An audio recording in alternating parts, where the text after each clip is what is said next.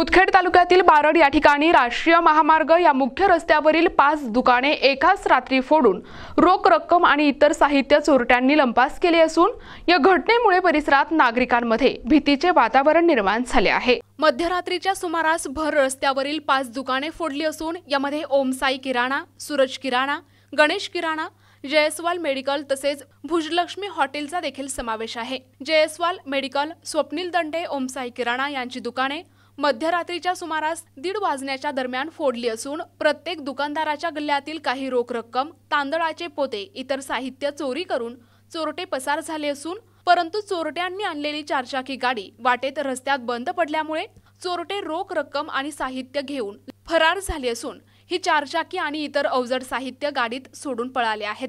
चोरट्यांचा शोध घेतला असता मुख्य रस्त्यावर अमराबाद जवळ एक चारचाकी गाडी सापडली असून यामध्ये चोरट्यांनी पळवलेले काही साहित्य आढळून आले। रोख रक्कम आणि इतर साहित्य घेऊन चोरटे फरार झाले असून ही चारचाकी गाडी जप्त करण्यात आली आहे।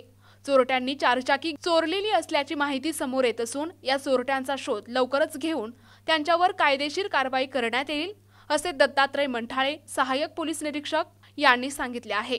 या चोरीसाठी वापरण्यात आलेली चारचाकी गाडी ही चोरट्यांनी चोरी करूनच पळवली असल्याची माहिती पोलिसांकडून पुढे आली आहे। या घटनेची बारड पोलीस ठाण्यात नोंद घेण्यात आली असून पुढील तपास सहाय्यक पोलीस निरीक्षक दत्तात्रय मंठाळे यांच्या मार्गदर्शनाखाली सुरू आहे। प्रतिनिधी अमोल टेकले, NTP न्यूज मराठी, मुदखेड, नांदेड।